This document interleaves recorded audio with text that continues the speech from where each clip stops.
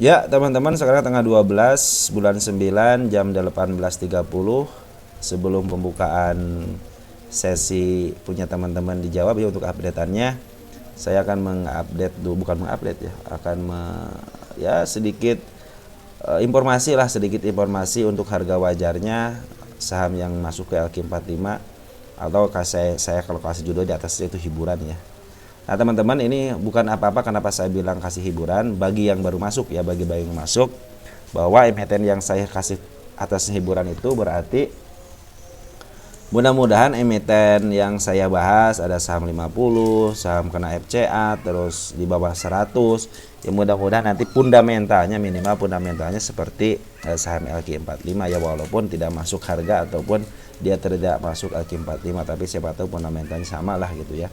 Kita berharap demikian, dan ini bukan ajakan menjual dan membeli apalagi menggurui gitu kan, karena saya berpikir kalau saya memberikan informasi lewat rekaman video, mudah-mudahan ada yang manfaat, silahkan ambil. Kalau yang tidak ya silahkan simpan di sebelah kanan. Apabila suatu saat dibutuhkan, bisa diambil lagi dan bisa diambil videonya untuk dilihat lagi. Baik teman-teman, nanti mungkin untuk yang di komentar belum saya kasih lope-lope, berarti belum saya rekap. Nanti kalau yang dikasih lope-lope berarti udah saya rekap untuk emiten-emiten yang harus dibahas ya. Baik, ini ada KLBF, KLB Pharma, Farmasi, Riset, Kesehatan, Syariah ya, masuk ke LQ45. Ya pasti bidang farmasi bagi bidang obat-obatan ya. Kita langsung aja ke masyarakatnya. Masyarakat non-warkat 40,05, artinya 10% lebih besar yang berada di masyarakat. Pengendali ada ladang ira panen, pengendali ada Girasole Prima 10%, Santa Seha Sanadi 10% juga, Dip Tanala Bahana 9,5%, Lukas Murni 9%, terus Bina Arta 8,2%. Artinya banyak pengendalinya ya, biarin aja banyak pengendali ya. Itu urusan perusahaan, yang penting mah kita lihat naik apa turunnya aja ya. Tung listingnya tahun 91, harga IPO-nya 7.800. Banyak yang kabur dari bulan Mei ya, bagus ya berarti ya. Berarti bisa kuasain sama Banar biasa kalau begitu ya. Kita lihat untuk ini dulu deh, lokal siapa yang nguasain ya. Ini yang nguasain lokal ya teman-teman, banyak lokal siapa yang nguasain? Mudah-mudahan individu ya, oh bukan perusahaan teman-teman yang nguasain Poren yang nguasain, baru Poren yang nguasain individu ya, atau enggak, dana pensiun ya, dana pensiun yang nguasain. Di sini ada ketokohan nggak? Ada yang kena nggak ya? Oh eta Renaldi Kasali ya, Renal Kasali nih. Renal Kasali, Lili Halim, Renal Kasali ya. Ya mungkin ini bukan cuma tokoh biasa aja, bukan pelaku pasar ya. Cuman istilahnya untuk memberikan kepercayaan aja mungkin ya. Cuman sebenarnya kalau ketokohan kadang-kadang suka berpengaruh juga ya, walaupun dia tidak berkecimpung langsung di dunia saham. Kita lihat insidernya tahun 2023 terakhir ya, biar aja kalau 2023 itu udah lama. Kita lihat corporate actionnya dia bagiin dividen 31, 38, 33, artinya menurun ya, untuk tahun ini menurun. Pembagian dividennya hampir setiap tahun ya, hampir tiap tahun dia bagian dividen. Stock split 2 kali, artinya pernah dijual mahal. RI-nya ada nggak? RI nggak ada, artinya dia tidak mau menambah modal dari masyarakat ya. Terus kita lihat net income, lihat kuartal satunya tahun 2023 856, 2024 958, artinya meningkat ya. Terus dari tahun 2020 juga meningkat ya untuk kuartal satunya. Kuartal 2 di 805 ke 673 untuk tahun 2023 dan 2022 menurun. Tapi 672 ke 2024 meningkat ya, 2848, artinya dari tahun 2022 ya sekarang bagus ya. Terus kita lihat revenue-nya bagus ya, kuartal 1 7,3 ke 7,9. Artinya meningkat ya, 7,3 triliun ke 7,9. Cuman apa? Nggak ada cumannya ya. Kuartal 1 juga meningkat dari 7,8 ke 8,3 triliun. Bagus ya. EPS-nya meningkat juga ya, sama ya, EPS-nya bagus. Kita lihat PE ratio. PE rasionya mahal ya, 16 16 kali lebih mahal daripada standarnya 10. Terus untuk PBP-nya 3,74 bisa dikatakan belum under value ya. Terus untuk harga bukunya 465 perak.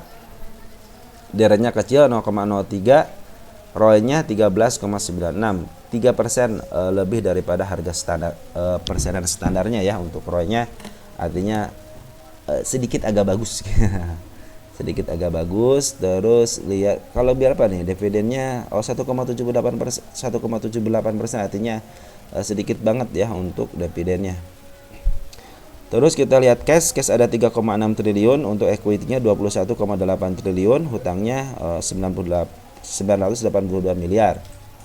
Artinya sedikit lah hutangnya ya. Kita langsung lihat untuk perkembangan ekuitasnya dari tahun 2029 kuartal 2. 15,2, 17,1 meningkat, 17,1 ke 19,3 meningkat. 19,3 ke 20 meningkat, 20 ke 21 meningkat, 21 ke 23,5 meningkat. Jadi sini cenderung ekuitasnya grow ya. Bagus lah perusahaan terus berkembang ya untuk kuartal 2-nya.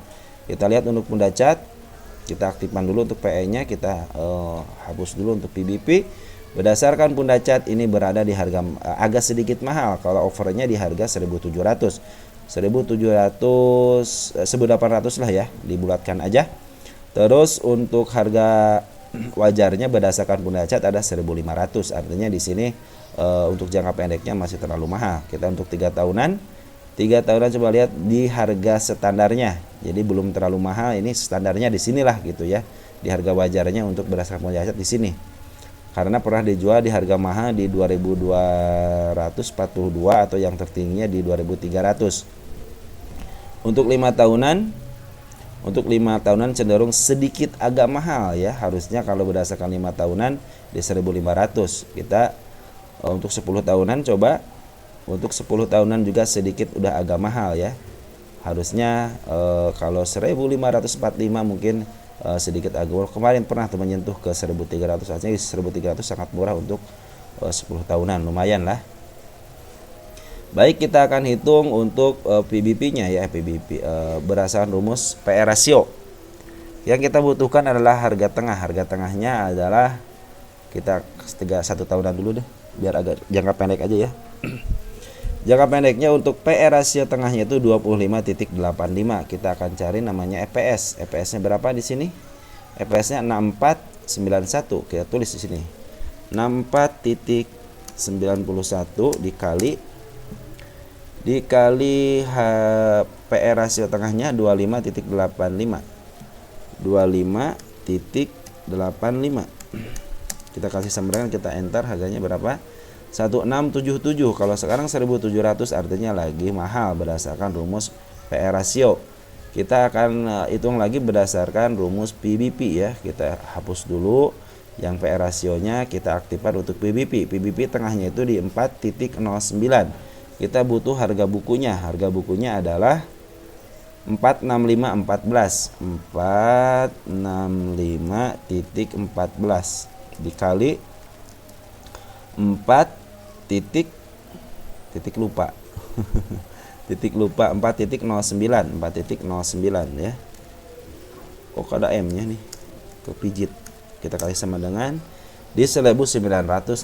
Kita langsung pindah ke lukisan market maker. Lukisan market maker seperti ini teman-teman, udah saya tulis di sini teman-teman ya. Udah saya tulis. Terus sekarang bagaimana? Nah, kalau sekarang nanya ke saya bagaimana, ya berarti kalau kalian mau pakai rumus PBP, sekarang masih ada berapa poin ya? 160-an poin ya. Kalau berdasarkan per, berarti sekarang agak mahal sekitar 60 poinan ya. Karena 1.600 ya, sekarang 1.700, artinya lagi mahalnya, sedikit mahal lah kalau berdasarkan. Berarti kalau berdasarkan per, kalau kalian ngitung di area sini ya 1.300, kemarin targetnya 1.600, berarti kan udah tercapai target pernya ya. Tinggal 3 target PBP-nya. Jadi kalian mau percaya yang mana silahkan. Mau percaya istilahnya berdasarkan PBP, berarti belum saatnya dijual. Kalau berdasarkan per harus dijual sekarang karena udah melewati harga pernya ya. Nah, kalau dari saya bagaimana? Kalau dari saya ada si kepala merah teman-teman, ini si kepala merah, artinya si kepala merah menunjukkan mau ke arah 1779-nya. Apabila sesuai dengan rencana dia akan tembus, maka dia akan menembus ke harga berikutnya. Harga berikutnya di mana? Udah saya lihat di sini ada di 2170. Artinya ada siapa di situ? Kita lihat di sini ada siapa? Saya tadi sudah lihat di sini ada si kepala merah satu di area 2100 dan yang paling tingginya di kepala merah panjang di 2300. Jadi kalau kalian pingin ke 2300 jangan dijual di 2300 tapi jualah di 2250 gitu kan. Jangan sampai ke 2300 dan nanti kalian kecewa pas di atas malah turun ke bawah. Ya, seperti itu. Apa istilahnya alasan saya bisa ke 2300? Karena bisa lihat kalian sendiri ya di sini. Bandar Loka itu udah akumulasi sejak 17 Mei. Ketika tinggi dia jualan, dia ambil lagi ya. Ini harga itunya lagi diambil sama Bandar Loka. Asing juga udah ngambil teman-teman dari 15 Juli. Apa buktinya ini? Ngambil terus ya. Dia terus ke atas. Terus apalagi buktinya? MA10, MA20 walaupun lagi bersinggungan sekarang nih. Mudah-mudahan bisa mental MA10-nya berpisah dengan MA20. Andaikan dia istilahnya turun ke bawah gitu ya. Kalian bisa nunggu di area di sini ada gap kecil di 1700 berapa nih? 70-an ya. 1670-an. Kalau dia jebol ke arah sini berarti dia mau menunjukkan dia mau balik arah ke harga PBB. Tapi kalau dia melanjutkan kenaikan berarti dia mau mengarah ke harga bila dia menunjukkan arah ke bawah, artinya dia mau menunjukkan bahwa ini harganya udah tinggi, maka saya akan turun ke harga wajarnya ke 1677. Di sini pas banget di sini ya. Di sini arah sini ya, 1679 tuh. Nah, andaikan dia ke atas menembus jebolnya di 1779-nya, berarti dia akan menuju harga PBB-nya di 1900. Andaikan 1900 jebol juga, dia mau menuju area tandaan dia ya, tandaan dia di kepala merahnya itu, di skena kepala merah yang sangat tinggi. Nah, itu mungkin tujuan mereka ya. Seperti itu teman-teman. Jadi berdasarkan analisis saya bahwa si emiten ini pendapat saya bagaimana? Pendapat saya mungkin akan menuju ke harga PBB-nya. Andaikan harga PBB masih bisa ditembus lagi, maka mungkin akan menuju ke 2300 berdasarkan si kepala merah. Nah, kalau si kepala merah udah gak tembus, udah. Karena saya bilang harus punya target. Teman-teman harus punya target. Ya, targetnya itu di situ ya, di 2300-an. Mudah-mudahan dalam waktu jangka 3 bulan, 4 bulan atau 5 bulan ya, sampai kuartal 4 lah minimal. Kalau udah ketembus ya udah teman-teman, kita akan lihat lagi nanti kuartal 3 apakah tertembus atau tidak. Nah, kita akan tulis di sini ya, biar teman-teman saksikan sendiri nanti gitu ke depannya apakah ketembus ke sini ya. Karena ini lagi hot-hotnya ya. Target sekarang tanggal berapa?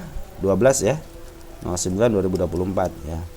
Kalau analisis tidak sesuai ya berarti teman-teman sekarang kalau lihat KLBP contohnya malah diturunin ke 1670 atau ke 1500 ya berarti dia mengikuti pair. Jadi nanti ke depannya teman-teman dia akan mengikuti pairnya ya. Jadi nanti terserah market makernya nih mau ke arah mana gitu kan. Nah, kalau udah di 2100 kasih tahu saya aja ya, atau enggak udah menyampai ke 1700-an udah coba itu ketembus nih. Mudah-mudahan bisa ketembus ya. Baik teman-teman, segitu aja. Mungkin nanti teman-teman yang untuk updatean teman-teman akan saya bahas jam 8 malam. Mudah-mudahan bisa ya.